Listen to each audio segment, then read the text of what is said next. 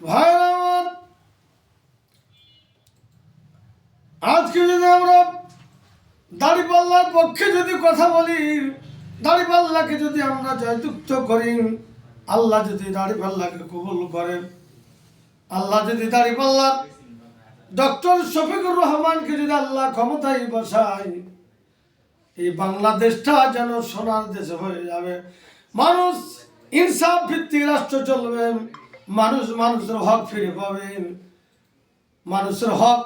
আর লাইনে দাঁড়িয়ে চাল নিতে হবে না, গহম নিতে হবে না, লাইনে দাঁড়িয়ে কোনো কিছু নিতে হবে না, মানুষের বাড়ি বাড়ি হক পৌঁছে দিবে এই ডক্টর শফিকুর রহমান। সুবহানাল্লাহ। ভাইরা আমার, আল্লাহর জমিনে যদি আল্লাহর দিন কায়েম হয়ে যায়, বরকত বেড়ে যাবে। আল্লাহর দেওয়ার সম্পদ ওই জমিনে বেড়ে যাবে। রাষ্ট্রীয়ভাবে নামাজ কায়েম হবে, রাষ্ট্রীয়ভাবে যাকাত চালু হবে, বিচার ব্যবস্থা হবে কোরআন দিয়ে, এবং টেন্ডারবাজি বন্ধ হবে।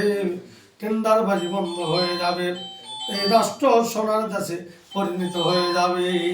সুবহানাল্লাহ। এই বাংলাদেশটাকে ডক্টর শফিকুর রহমান যে প্রতিশ্রুতি দিছে, ভাইরা, ডক্টর শফিকুর রহমানের প্রতিশ্রুতি মিথ্যা হবে না। উনি বাস্তবায়নের জন্য আল্লাহর কাছে দোয়া করবেন, আল্লাহ তাকে ওই বাস্তবায়নের চেষ্টা তাকে করে দেবে। সুবহানাল্লাহ। ও ভাইরা, দাড়িপাল্লায় সব দলকে দেখেছেন, ধানের শীষ দেখেছেন, নৌকা দেখেছেন, নাঙ্গল দেখেছেন, দাড়িপাল্লাকে দেখা হয়নি ভাই।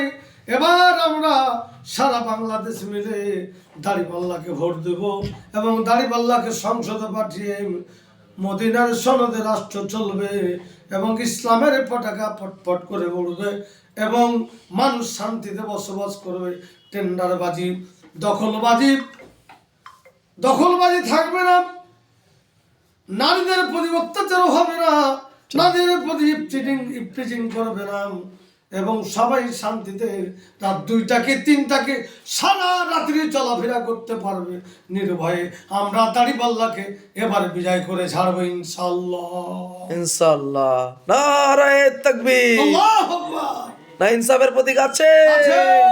ওই কোন সে প্রতীক? দাড়িপাল্লা। জোরসে বলো। দাড়িপাল্লা। কেরামত ভাই, দাড়িপাল্লা। তোমার আমার, দাড়িপাল্লা। মুজাহিদ ভাই, দাড়িপাল্লা। চারিদিকে দাড়িপাল্লা। 12 তারিখ দাড়িপাল্লা। ইনশাআল্লাহ দাড়িপাল্লা। ঝড় উঠেছে, দাড়িপাল্লা। ফুল ফুটেছে, দাড়িপাল্লা। বিজয় হবে। দাড়িপাল্লা। সুবহানাল্লাহ। ইনশাআল্লাহ। দাড়িপাল্লা। দাড়িপাল্লা।